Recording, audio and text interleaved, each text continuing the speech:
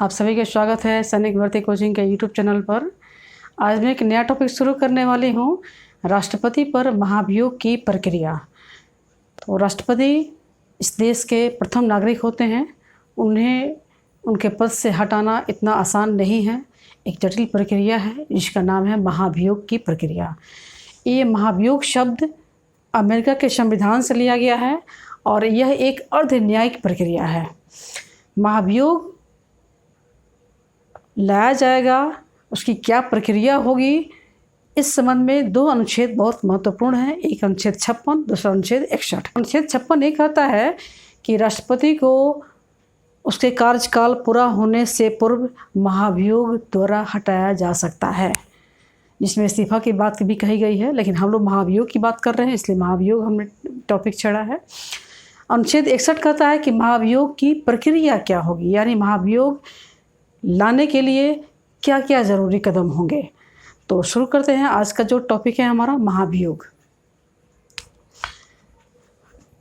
सबसे पहले महाभियोग की जो प्रक्रिया है वह अमेरिका के संविधान से लिया गया है, ठीक है।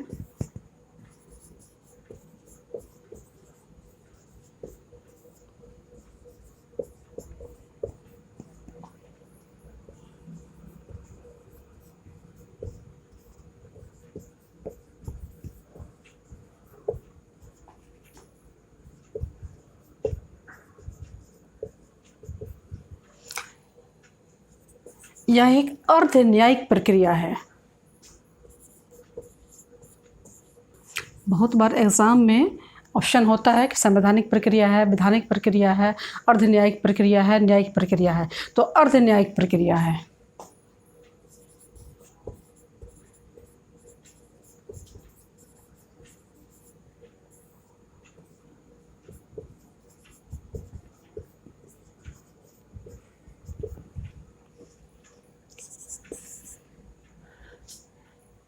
अनुच्छेद 56 में इस बात का उल्लेख है कि राष्ट्रपति को महाभियोग द्वारा हटाया जाएगा। अनुच्छेद 56 राष्ट्रपति को, मतलब कार्यकाल की जो चर्चा की अनुच्छेद 56 में, उसी में पॉइंट्स है कि राष्ट्रपति का कार्यकाल 5 वर्ष होगा। राष्ट्रपति को उसके कार्यकाल से पूर्व महाभियोग प्रक्रिया द्वारा हटाई जाएगी, या राष्ट्रपति को अपने पद से इस्तीफा देंगे तो किसको देंगे, उपराष्ट्रपति को देंगे। इन सब बातों का उल्लेख अनुच्छेद 56 में है। अनुच्छेद 56 में क्या है कि महाभियोग प्रक्रिया द्वारा या महाभियोग द्वारा राष्ट्रपति को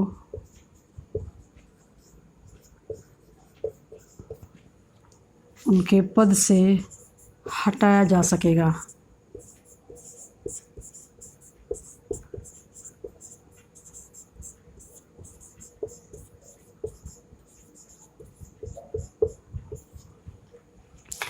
महाभियोग का आधार क्या होगा, किस आधार पर राष्ट्रपति पर महाभियोग चार्ज लगेगा? तो संविधान का उल्लंघन या संविधान का अतिक्रमण, सिर्फ और सिर्फ एक ही आधार है, संविधान का उल्लंघन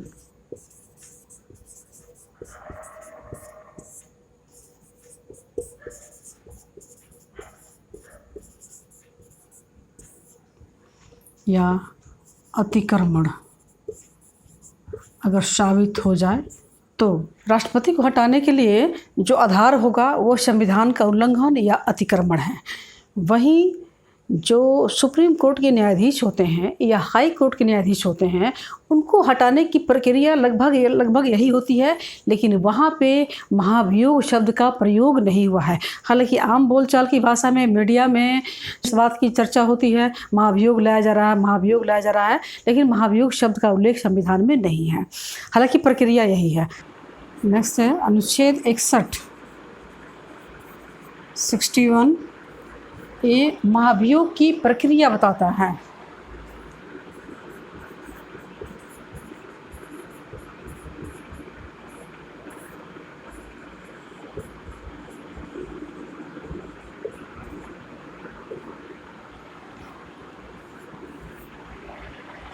महाभियोग की प्रक्रिया के लिए महाभियोग का प्रस्ताव संसद के किसी भी सदन में पेश कर सकते हैं, ठीक है। संसद के किसी भी सदन में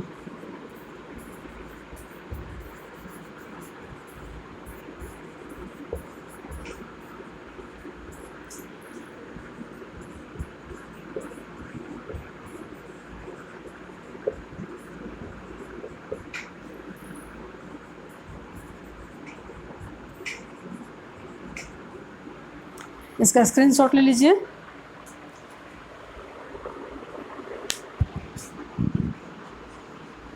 यह प्रस्ताव संसद के किसी भी सदन में ला सकते हैं, लेकिन सदन के जिस सदन में पेश होगा उस सदन के 1/4 सदस्यों का समर्थन होना आवश्यक है।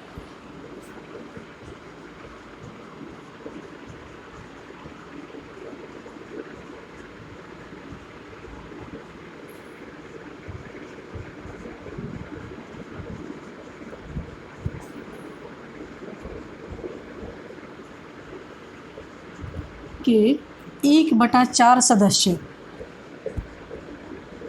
1/4 जो सदस्य होंगे कहाँ होंगे? कुल सदस्य संख्या का 1/4।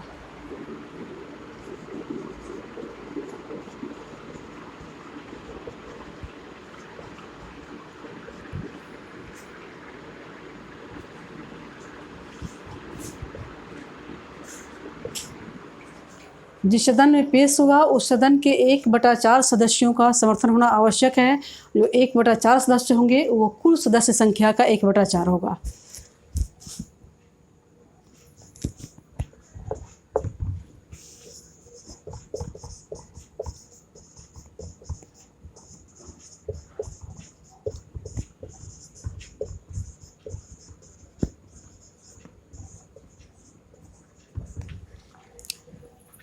समर्थन मिलने के पश्चात जो लोकसभा में पेश होगा तो लोकसभा के अध्यक्ष, अगर राज्यसभा में पेश होगा तो राज्यसभा के सभापति उससे सहमत होंगे, उसको एक्सेप्ट करेंगे, तभी वह जो प्रस्ताव है वो सदन में पेश होगा। जिस सदन में पेश होगा, जिस सदन में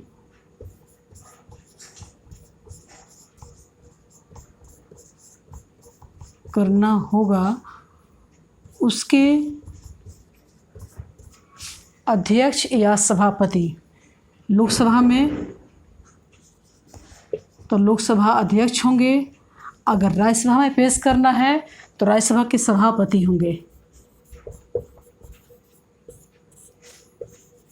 का सहमत होना आवश्यक है।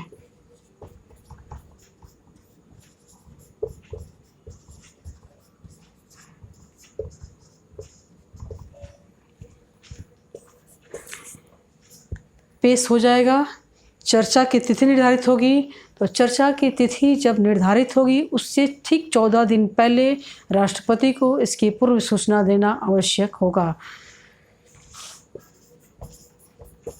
चर्चा की ये बहुत बार क्वेश्चन रिपीट हुआ है। तिथि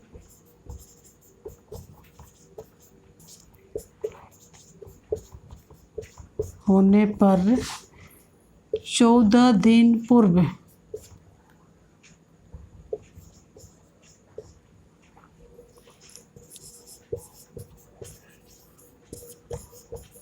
इसकी सूचना राष्ट्रपति को देनी होगी ताकि राष्ट्रपति अपना पक्ष रख सकें।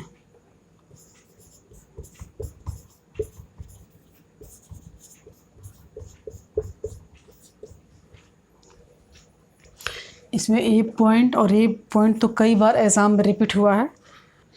चर्चा की तिथि निर्धारित हो गई, सूचना मिल गई।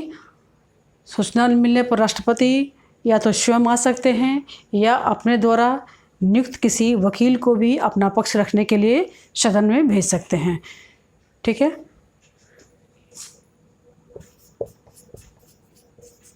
राष्ट्रपति स्वयं या अपने वकील को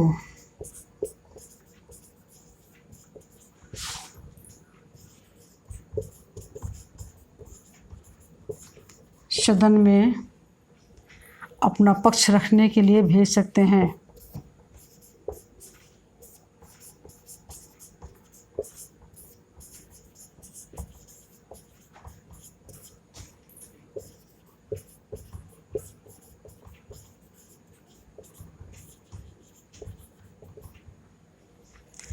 इसका स्क्रीनशॉट ले लीजिए। संसद में चर्चा हो गई, संसद इस बात से सहमत हो गई, तब इस प्रस्ताव को पारित करना होगा। और इस प्रस्ताव को पारित करने के लिए कितने बहुमत की आवश्यकता होगी? तो सदन की कुल सदस्य संख्या का 2/3 बहुमत से इस प्रस्ताव का पारित होना आवश्यक होगा, जिस भी सदन में पेश किया गया है उस सदन का। ठीक है। इस प्रस्ताव का मतलब हो गया महाभियोग प्रस्ताव का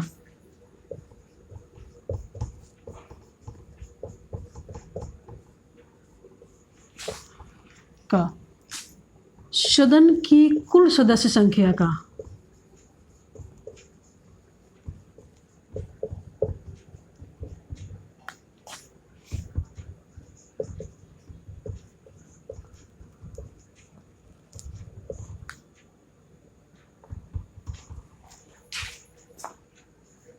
का 2/3 बहुमत से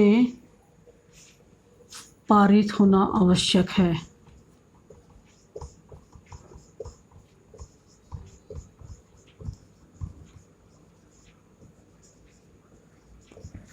अगर जिस सदन में पेश किया गया उस सदन में 2/3 बहुमत से पारित हो गया, दूसरे सदन में गया प्रस्ताव, दूसरे सदन में वह पारित नहीं हुआ, यह प्रस्ताव वहीं पे समाप्त हो जाएगा। लेकिन अगर दूसरे सदन में गया और दूसरा सदन भी 2/3 बहुमत से उसे पारित करता है, और कौन सा 2/3? कुल सदस्य संख्या का 2/3 बहुमत से अगर दूसरा सदन भी पारित कर दे, तब वो महाभियोग का प्रस्ताव पारित माना जाएगा। दूसरा सदन भी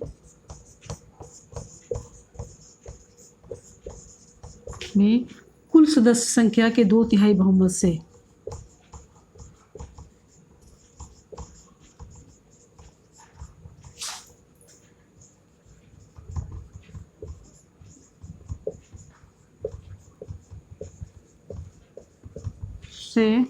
इस प्रस्ताव को पारित कर दे,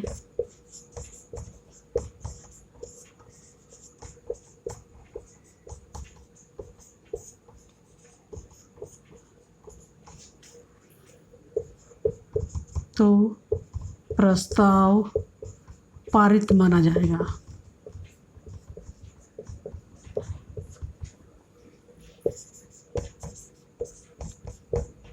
और राष्ट्रपति का पद रिक्त माना जाएगा। लेकिन अगर पारित ना करे या पारित न होने पर प्रस्ताव वहीं समाप्त हो जाएगा।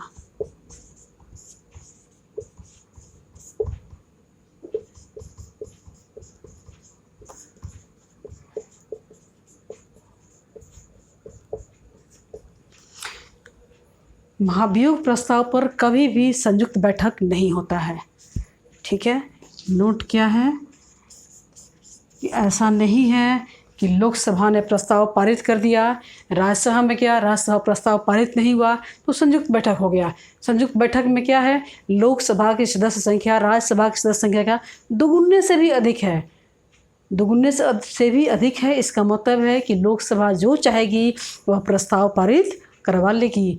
तो लोकसभा के अधिकारों पर नियंत्रण करने के लिए, या यूं कहें कि दोनों सदनों को समान अधिकार देने के लिए संयुक्त बैठक नहीं होगी। महाभियोग प्रस्ताव पर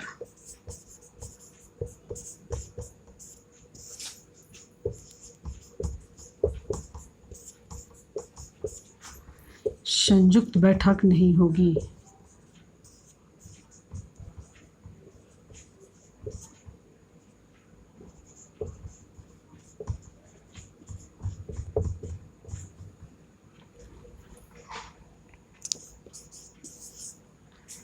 महाभियोग प्रस्ताव पारित हो गया, ऐसा मान लेते हैं। महाभियोग प्रस्ताव जब पारित हो गया, राष्ट्रपति का पद रिक्त माना जाएगा। लेकिन राष्ट्रपति का पद कभी भी रिक्त नहीं रहता है।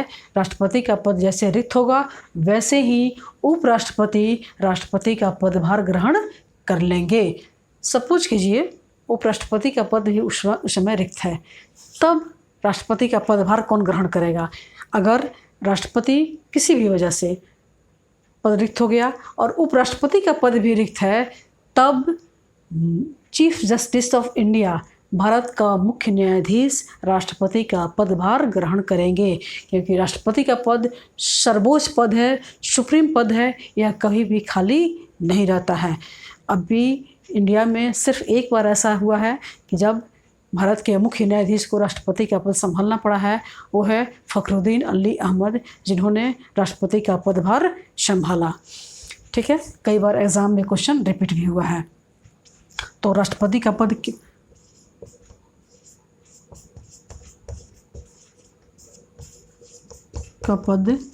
रिक्त होने पर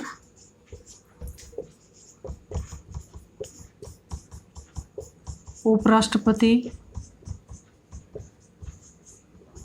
और उपराष्ट्रपति का पद रिक्त होने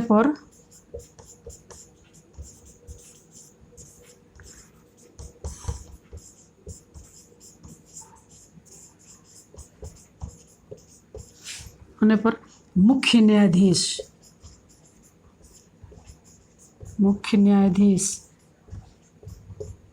CJI, chief justice of India, क्या करेंगे? इस पद को संभालेंगे।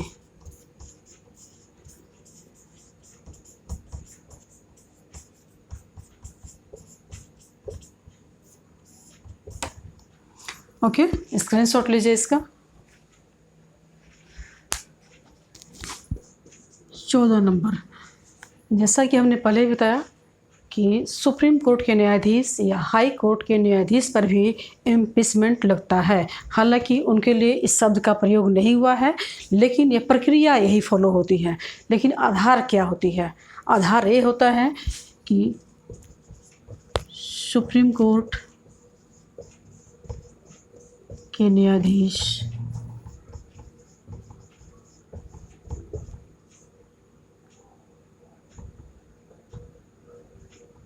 पब्लिक हाई कोर्ट के न्यायाधीश, किसी भी हाई कोर्ट के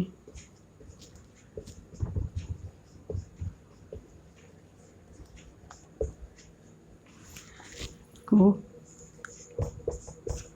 हटाने की प्रक्रिया का जो आधार है, उनके ऊपर इम्पीचमेंट या महाभियोग शब्द का जो बार बार चर्चा होती है, उसका जो आधार है, वह आधार क्या है? जहाँ राष्ट्रपति का आधार था संविधान का उल्लंघन या संविधान का अतिक्रमण, वह इनका आधार संविधान का उल्लंघन अतिक्रमण तो है ही, साथ में आधार क्या है? दुर्व्यवहार, अक्षमता या कदाचार। क्षमता, कदाचार या दुर्व्यवहार, इसमें से कुछ भी साबित होने पर इनके खिलाफ महाभियोग इम्पीचमेंट लगता है। प्रक्रिया वही होती है, आधार थोड़ा सा बदल जाता है। अब इनसे संबंधित अनुच्छेद क्या है? अनुच्छेद 124(4)(5), यह सुप्रीम कोर्ट के जजों को हटाने से संबंधित है।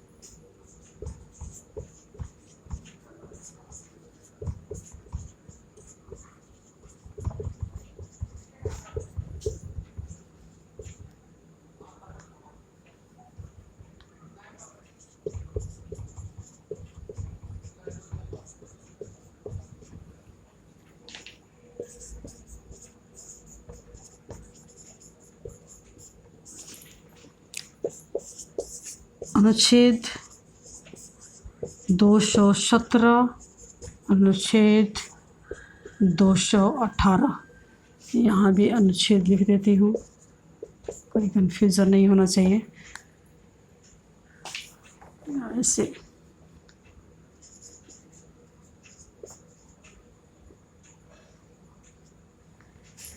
218 ये क्या है? हाई कोर्ट से संबंधित है।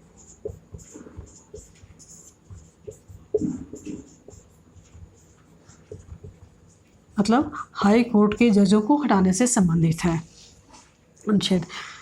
अभी तक बी रामास्वामी पहले ऐसे सुप्रीम कोर्ट के न्यायाधीश थे जिनके खिलाफ इम्पीचमेंट लाया गया था और उन्होंने इसका सामना भी किया, लेकिन यह प्रस्ताव गिर गया क्योंकि उस समय जो कांग्रेस पार्टी थी उन्होंने फाइनल वोटिंग में हिस्सा नहीं लिया। ठीक है। वी रामास्वामी ये सुप्रीम कोर्ट के जज थे।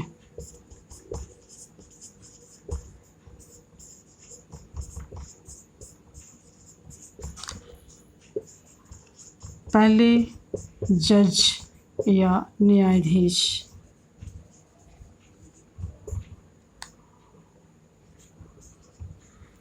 जिन्होंने इम्पीचमेंट का सामना किया, इम्पीचमेंट या महाभियोग का सामना किया।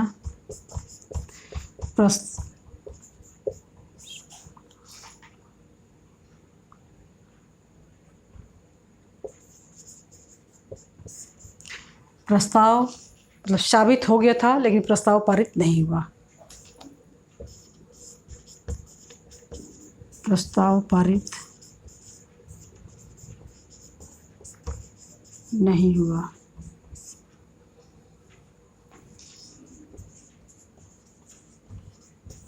इसका स्क्रीनशॉट ले लीजिए। दूसरे न्यायाधीश थे सौमित्र सेन, कलकत्ता हाई कोर्ट के जज थे। P Dinakaran Sikkim high court के जज थे। गंगे थे। कई सारे हाई कोर्ट के न्यायाधीश हैं जिनके ऊपर महाभियोग प्रस्ताव लाया गया लेकिन पारित नहीं हुआ, किसी ने इस्तीफा पहले ही दे दिया।